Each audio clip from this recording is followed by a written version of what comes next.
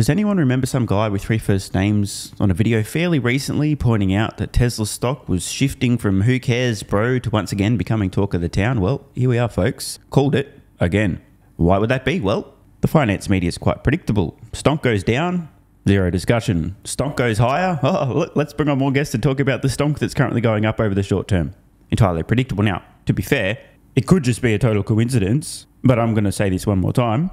I would highly encourage everybody to pay attention to the amount of discussion around Tesla stock and contrast and compare that with the direction the stock is trending. Unlike some people with 3 first names who just keep sharing their thoughts on the same company day after day after day, whether or not it's a hot topic or otherwise, whether or not the stock's surging or otherwise, the mainstream finance media tends to operate slightly differently. Of course, Tesla stock's recent rise has absolutely nothing at all to do with the 0.5% interest rate decrease from the Fed, which has direct and indirect effects on the automotive market, affordability, finance options, consumer sentiment. It's got nothing at all to do with that. So I'm very surprised to see Tesla stock moving higher literally the instant that rates got cut by 0.5%. Definitely didn't see that coming. And if you happen to remember me saying things in videos before that happened, then it was a lucky guess, okay? Anyway, Tesla goes up. Tesla discussed on CNBC. Let's see what they have to say.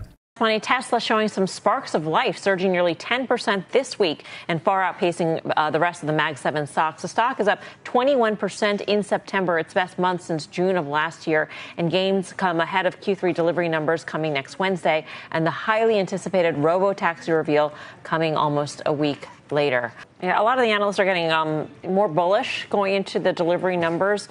Wedbush just today saying that they see upside to consensus numbers and that China is actually going to be a positive driver for demand. There's favorable financing and leasing terms there that could really help it boost. So maybe I'm not remembering accurately, but wasn't it only a few months ago that all the experts, the analysts were saying there's no demand is collapsing, electric vehicle sales are slowing down, hybrids are the future? Yeah, no, that's exactly what they were saying. What's changed? Not a whole lot. 0.5% interest rate cut in the US has only just happened. That's not going to have a meaningful impact on deliveries this quarter. It can't have. It occurred this month, a couple of weeks ago at most, before the end of the quarter. It can, however, cause many investors to try and get in front of it. Maybe they're buying Tesla. Maybe that's causing a movement. But they're talking about this quarter. Many analysts increasing their estimates for deliveries this quarter. So I've just noticed something. The title here, Tesla reports Q3, not deliveries or production. Inventories. That's an interesting way of framing it. There's definitely been upgrades. The China news this week, along with all the other China news, but it was Tesla in China that was coming through. They've got this 1.99% 6-year financing, which has to be supporting. And the bears are going to say, what happens without that? And I've also seen some pretty clear divergence between buy side and sell side on this. Buy side is actually a little bit more pessimistic. Let's see where we go. And if you look at Rivian's charts, the inverse of Tesla's charts. So Tesla is truly moving on. China, Robotaxi, everything's been pushed off. The whisper number is higher than the streets number usually is. But if they blow that number out, people are still going to be scrambling to chase this one. Remember, blow it out, meaning in a good way? To the upside. Okay. And remember, this may be true. I mean, I can't predict the behavior of investors, so I don't know what would happen if Tesla delivered more vehicles than the supposed expert consensus forecast. But it shouldn't make a fucking difference, honestly. Tesla's trying to produce as many vehicles as they can, as fast as they can. They have a range of new interim products. They've already told everybody that will be coming out fairly soon. Should get them to roughly 3 million units per year of production capacity without any major upgrades or changes or new factories. And between now and then, they're doing whatever they can to keep selling through production. Interest rates, strong finance options, pricing adjustments, and electric vehicles last year. Roughly 10% of all vehicles sold. In the future, they'll be roughly 100%. So we know where things are headed. It shouldn't make a difference either way, whether Tesla delivers more or less or exactly the same number of vehicles as the consensus expectations, because it's not going to move the needle. They're still going to make as many vehicles as fast as they can, sell as many as they can, using whatever pricing levers and interest rates on financing, whatever they need to do, they'll keep selling through production. Shouldn't be material, but you never know. It's true. GM scrapped their Robotaxi plans. So realistically, it's Waymo and it's Tesla. And if Tesla could keep that momentum going, if we waited this long, if it's an exciting reveal, then the stock can go higher. Well, if history is anything to go by, the more bullish over the long term, the things that we see on Tesla's We Robot Autonomy Day on 10/10, the worse the stock is likely to react. Maybe this time will be different. And this may certainly be a contributing factor to Tesla's current rise. A lot of potentially buy the rumors, sell the news. The thing that I'm most curious about with Tesla's Autonomy event is whether or not there'll be any information that I can personally implement in my Tesla valuation model. For example, I have estimates for the launch of the first Robotaxis, what year that happens in. Different cases, the bear case and the bull case, they're not the same year. I have varying estimates for how many Robotaxis are in the fleet, what percent of Tesla's existing fleet begins to operate as Robotaxis, what they're charging per mile, how many miles per Robotaxi. These are all guesses at best, right? Tesla hasn't really provided any guidance on this, so I'm guessing. What I'm looking for, but not expecting, any details around Tesla's own internal estimates for these kind of things. Will I be able to integrate anything from this event in my model, or will it continue to speak for itself and require no adjustments? One example would be Tesla telling everybody what their platform fee would be. In other words, what percent of all Robotaxi fares from Tesla vehicles that current owners add to the fleet will Tesla take? What's their cut? 20%, 25, 30? That would be useful and material. Because at the moment, I'm just guessing. My bear case, it's a fairly low platform fee. The base case is a bit higher. The bull case is even higher. But I don't know. I'm just guessing. Personally, I actually don't think we're going to hear any of these granular details. I think it's going to be fairly high level stuff. Hey, look, everybody, here's a 2-seater, 2-door Robotaxi. Super efficient, low cost, fast to produce, blah, blah, blah. We're going to make a fuck ton of these, ASA fucking P. Here's a van, higher density, can carry more passengers. Probably going to disrupt public transport as well. Oh, and one more thing, maybe. But that's about it. So unless Tesla does provide explicit details, what they'll be charging per mile on the initial Robotaxis, these kind of things, right? This event shouldn't actually make a material difference to the way investors look at Tesla, because everything that's likely to occur at this event is already quite obvious. They're going to unveil dedicated Robotaxi, no steering wheel, no pedals, probably a couple of variations, 2-seater, maybe a van, not a great deal else. But it is possible that this event may convert a few skeptics and they'll look at this event and go, wait a minute, oh, they actually are serious about autonomy. I didn't actually think that they were close, but I mean, they've just unveiled this dedicated Robotaxi and told us they're going to produce as many of them as fast as they possibly can, and they've already had preliminary discussions with regulators, and they have mountains of data, and miles per intervention is trending in the right direction, so it's inevitable, it's pretty soon. Oh shit, I didn't realize that. Silly me. God, I'm so glad Tesla did this event to tell me what everyone else already knows. Now, I don't want to be clear. The successful solving of autonomy and scaling of a dedicated Robotaxi vehicle and mass production of said vehicle is going to completely transform Tesla's business. And when I say business, I'm talking about the financials, revenue, profits in particular, right? Over the long term, the profits Tesla generates from autonomy, not just their own vehicles operating, but also taking a cut of other fares, will dwarf their entire business, and in fact dwarf the future at-scale potential of their electric vehicle business a decade from now. It's going to make it look like a joke. But we already know that. So unless there's a massive surprise that we can't already see regarding autonomy, I just can't even imagine, the event itself should not materially change Tesla's future. That said, it may change the perception some people have of Tesla and their future.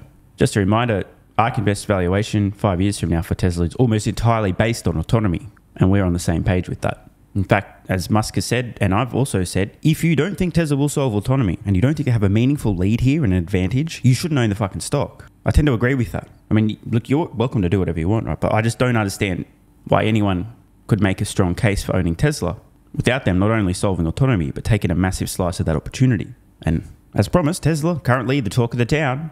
On to the next clip. Pulling back a little bit, watching the video this morning, now about a 2% drop, limiting the market upside. Let's talk some growth themes with a focus on Tesla with Gary Black, managing partner of the Future Fund, a big Tesla bull, a long time one. Gary, welcome back to the Schwab Network. Hey, Oliver, how are you? Doing well, enjoying a Friday here with stocks, trying to hold on. Tesla's had a pretty good month and a half now.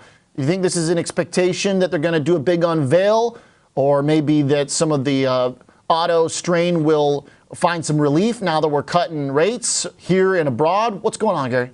I think it's a few things. So one, you've had the Fed cut rates. Tesla's a long duration stock. It's got a very high PE, about 112 times. Long duration stocks do better when, rates go down. So that's point one. Point two, I think there's growing anticipation they're going to beat in the third quarter on deliveries. That'll be next week. And, the street's looking for about 460, but it'll be the first quarter. In 3 quarters, we're actually going to show growth again. We're looking for about 6% year-over-year growth, and Cybertruck is contributing to that. Cybertruck is, doing like 20 a quarter now, so let's call it 100 per year. So that's helping. The third point is people are getting excited about the $25,000 to $30,000 compact, which is coming out next year, which in discussions with management, they have confirmed that that is still on track. And then the fourth thing, which is what you talked about, which we're not as excited about, for lack of a better word, but we'll talk about that, is the Robotaxi event. And the reason I'm not that excited about it is because I don't think that they're at unsupervised Robotaxi yet, the way Google is with Waymo in the US and the way Baidu is in China, where you can just basically get a Robotaxi deployment license, send the car out, pick up people, and charge a fee for. There's still too many interventions. And when you, like, there's stuff out there that you can look at. There's a Tesla crowd tracker, or Tesla FSD tracker, it's called, .com. You could see people upload their data, and you could see that there's still about 96, 97% what they call efficacy. So about 3% interventions, and that's too high to have a Robotaxi event. So I think what we're going to see at the Robotaxi event, which I'll be there, will be an unveil, a promise that at some point they're going to get to unsupervised. But at least today, you're still at supervised FSD, which is in the stock. Supervised FSD just means somebody has to continue to hold on to the steering wheel and pay attention. But Robotaxi is unsupervised, and I don't think Tesla is there yet. Gary, I think, made some valid points about what might be driving Tesla higher on autonomy. It's definitely true. Tesla is not currently legally operating Robotaxis anywhere, but I am going to say it. They could be, not everywhere. And this is a pretty simple thought exercise. Ask yourself the question. Based on the videos you've surely watched doing your homework or your own personal experience with FSD, do you think there are some blocks, just a city block in the United States, anywhere in the United States, where a Tesla vehicle can drive end to end without an intervention? Not an entire city, not an entire state, just a single city block. Is there anywhere that Tesla could do this? If you've watched enough videos of FSD operating in certain pockets, you think, you know what, it's probably, there's probably quite a few blocks in San Francisco in particular where this could take place. If Tesla wanted to, I'm quite confident today they could pound on a regulator's door, say, hey, bitch, here's some data. This block, this city, look how many drives we've done with zero interventions. Can we get approval to operate our little Robotaxi on this one particular block in this one particular city, please? Thank you, bye. Here's the data, thanks, approved. I think they could do that today, actually, in quite a few city blocks. Not everywhere, but some. They're not going to do this. Not yet. It's in Tesla's best interest to have an even more capable piece of software that can operate more broadly and an even better safety profile. But they're not sitting at a point now where Tesla can't potentially operate these vehicles in some tiny pockets of some cities. They just haven't asked for permission yet. At least, not that we know. I mean, imagine that at the Robotaxi event. Oh, by the way, motherfuckers, we actually got approval and we didn't tell anybody. I doubt that's going to happen, but I'm just saying they could do that.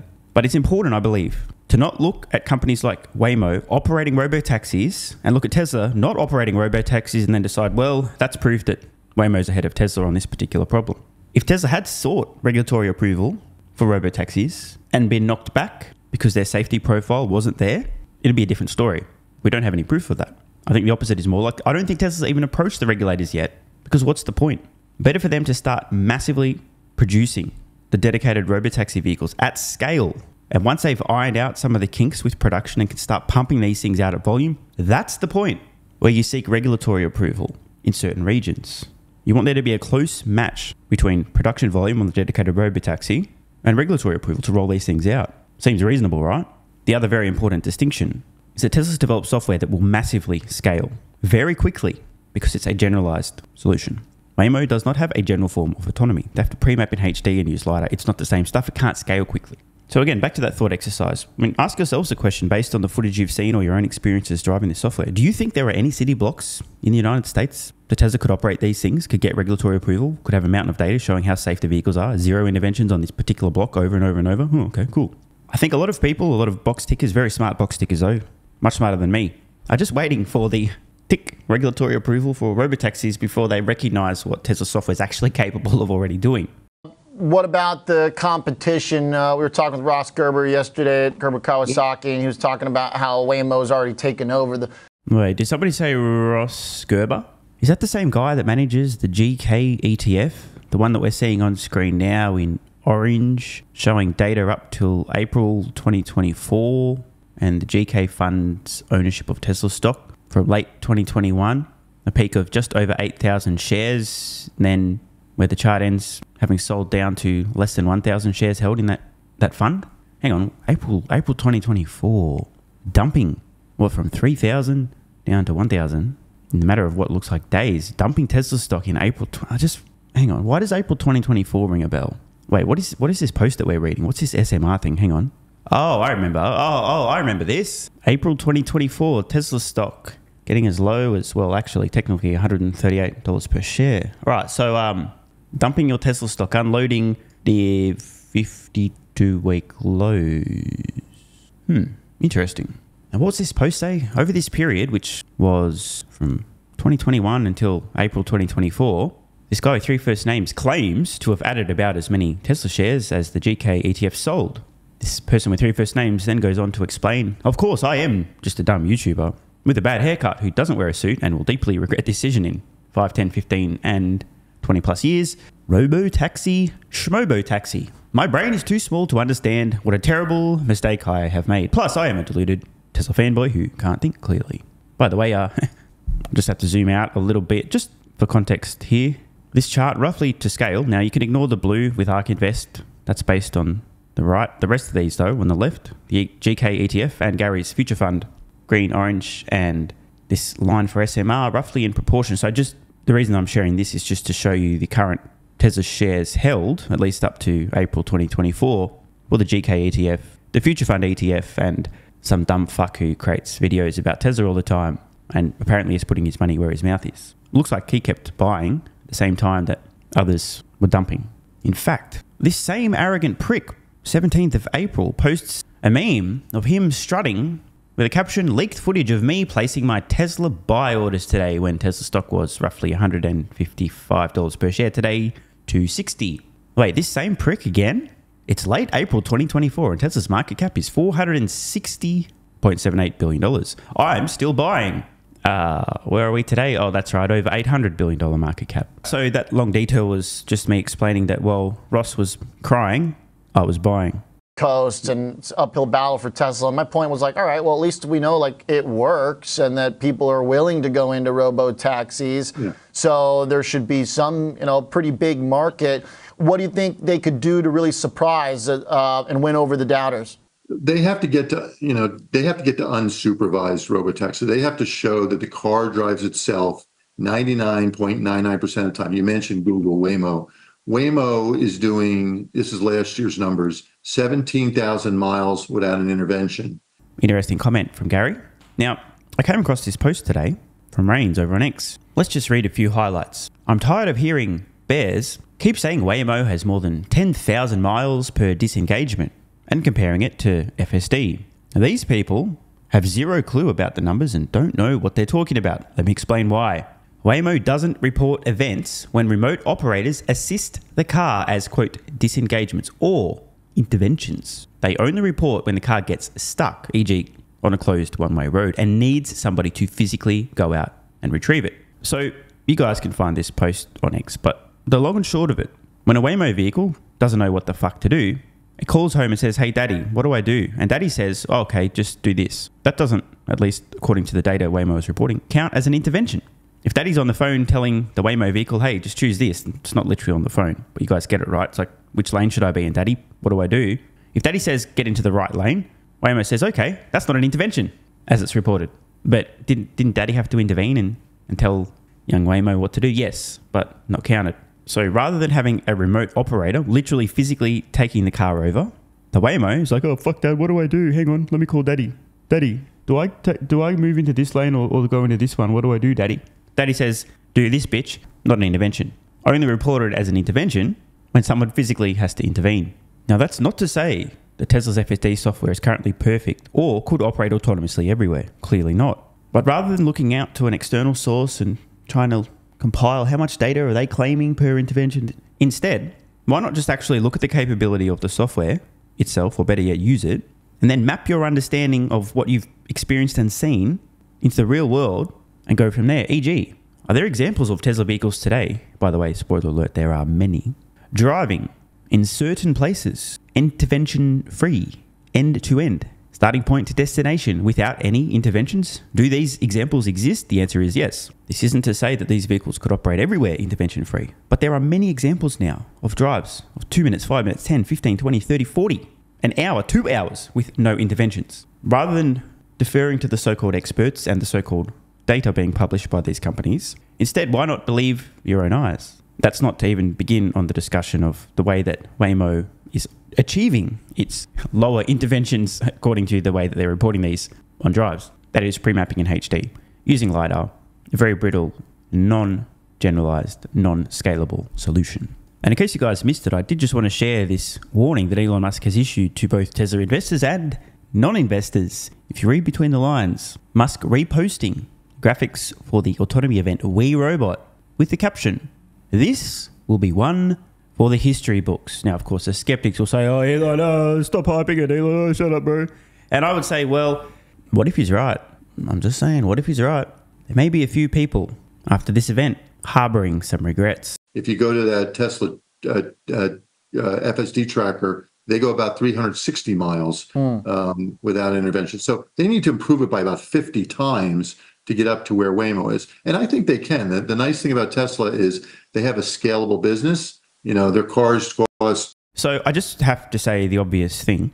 I'm not disagreeing with the data. That's a side point. But what I think I just heard was Gary referencing interventions per mile in Tesla vehicles, and forget about the fact that we've just seen the Waymo's reporting interventions quite differently. But would that not be data for the entire continent of the United States? Would that then not paint a very different picture to the reality in some regions? For example, in San Francisco, Tesla has the most data and the least interventions per mile. But if you're pooling that data together and averaging out interventions per mile across the entire United States, there'll be regions with far less data where there's far more interventions per mile, meaning the average gets massively skewed. Wouldn't it be better to look at your own eyes in certain pockets and go, oh, in this particular region, you know what? They could actually already be operating a Robotaxi here. No interventions at all. You just keep doing the same thing. Drive an hour through here, no interventions. Okay. Wouldn't that make a little bit more sense? Or am I just dumb? You know, let's call it $30,000, but it's those Waymo cars with the, you know, the LiDAR units and the radar units. And I don't know, they got like 16 cameras. They run about $100,000 each. And it's not a scalable business. They can't just go into.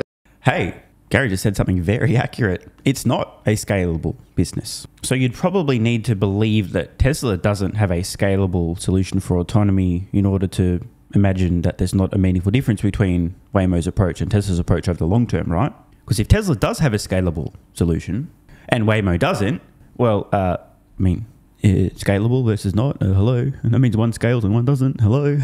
Every city, where Tesla, once they set up the infrastructure, and the infrastructure is setting it up, it's monitoring, and it's recovery if needed. Once they go in, they can do that in multiple cities at once. Correct. Gary's nailed at least this. Whereas Waymo can only do it where, you know, they've done the mapping and they have a geofence. And like, so Waymo is now going into Austin and Atlanta, 2 cities, but Tesla can move much faster, but they don't have the product yet that's at Waymo's capabilities. And that's the challenge. And so when I'm looking at Tesla valuation, we have a price target of 270. So we're getting pretty close because we don't put much incremental value in to unsupervised FSD because they're not there yet. Right? So that's the challenge for. Yep. That sums it up. They're not there yet. Therefore, don't put much value in it. Why? Well, if it hasn't already happened, just have to ignore it, right? I think this is the main difference between my approach to valuing Tesla and that of Gary Black and many folks on Wall Street. I'm looking to where the puck is going and thinking, oh, well, they haven't got regulatory approval for robotaxis yet, but let me watch the actual capabilities of the software and the trajectory and map that understanding to the real world. Go, okay, well, I can see where the puck's going. I'm going to solve autonomy, have a dominant lead, unassailable data lead in particular, scale massively, print billions of dollars and take the lion's share of the profits in the autonomy market. As opposed to, well, no robotaxi is operating legally anywhere yet, therefore ignore. I'm not saying which approach is right or wrong. I'm just saying there's obviously a very strong difference. Anybody who's like an Uber bull has like, you know, $1,000 price target. You show me that they're at unsupervised and I would add a robotaxi. The way I value FSD is I assume a take. So interesting from Gary. He literally says that you show me unsupervised. So it seems pretty clear that Gary's just waiting for the moment that Tesla receives regulatory approval for an unsupervised robotaxi somewhere. I think that's a fair thing to say. I mean, after all, those are the rules. If it has not yet happened, you're not allowed to consider if it will happen, when it will happen, and the implications of it happening, because that would be breaking the rules. Take rate on the fleet. I assume a take rate on the deliveries. It's $99 a month. I feed that through my P&L, and on my 2030 earnings, it's worth about $1 a share of my $15 in earnings, but it's not worth, $15 a share in earnings, which is what some people are coming up with. Yeah, I love that math. Very helpful. So then if that's your kind of assumption, your baseline for the role of the self-driving and the robo stuff, kind of as a whole category where that goes, what's a price, what's a valuation that maybe is a little bit more tied to the auto sales and the reality of what's driving the stock right now? Yeah. So my 270 is not done. It just includes a take rate on FSD. So I include nothing for Robotaxi. I have a big energy ramp up over the next 10 years and a big, we'll call it, services ramp up. But the auto business is the big chunk of that, $270. And so, look, you can be excited owning Tesla. Why? Because the deliveries are going to be, and the most important thing to me is the $25,000 to $30,000 car. And I've written extensively about this. If you go on Twitter under at Gary Black 00, you'll see it. But this is very reminiscent of 2020 when they introduced the Model Y. And Model Y was a new category, allowed them to go into the CUV category. The bears said, oh, this is just a big Model 3. It's just going to cannibalize Model 3. That is not true because you get a whole new TAM by going into the compact category, which is about 12, 13% globally. The number 2 car in the world right now is Toyota Corolla. Number 1 is Model Y by Tesla. And once you have a Tesla compact, you're bringing the Tesla brand and its performance and its safety record and all the things that people love about Teslas. You can charge them anywhere, and you're putting it into that compact category, and they're going to take a lot of market share by doing it. So that's what I get excited about it. And I think at the end of the day, you want to own Tesla for the EV business and the energy business. And if you get a robo-taxi car at some point, that's an option. It's a free option you're getting because you're only paying $270 for an ex-robotaxi, the way I look at it. Okay. So I certainly have to say that the next-gen Tesla vehicle, a compact vehicle, is going to be massive for the company relative to today's Model Y. The size of the market at a lower price point, with Model Y already the world's best-selling car, next-gen vehicle could be doing a couple of million units per year. It's going to be massive. But I'm much more excited about the autonomy opportunity, which will dwarf Tesla's entire automotive business. And I totally understand Gary's point of view. There are rules, and you're not allowed to disobey the rules, and the rules dictate that until you're allowed to tick the box that says regulatory approval for Tesla robotaxis somewhere, you're not allowed to model that. Totally get it. But fuck the rules. I am modeling that, trying to anticipate ahead of time and include this in my valuation model out over the next decade before I have permission. But hey, what would I know?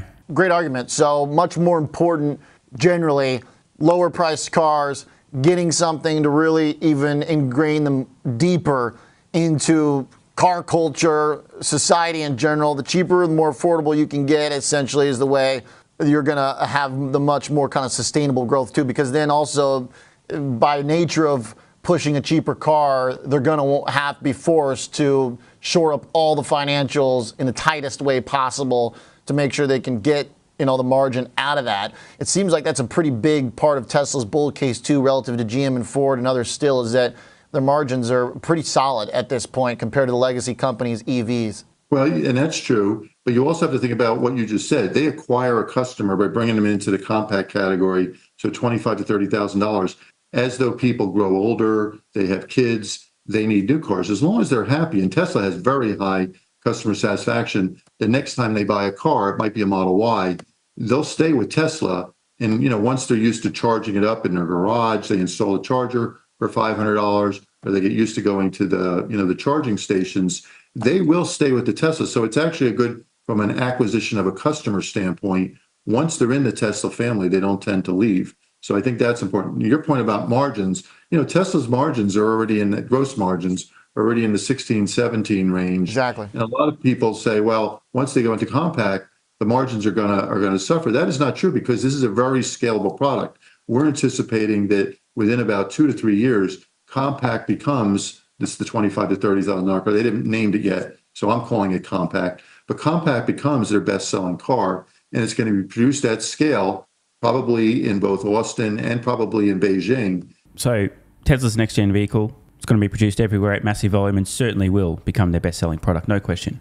And it's going to become a very high-margin company, a product for them, because it's going to be such a scaled product. So I don't expect margins to deteriorate. The only thing that could screw this up, and let's let's talk about the risks, Yeah, hit me. is if they decide they're going to cut prices again. So right now in China, they're going to have a record quarter for China.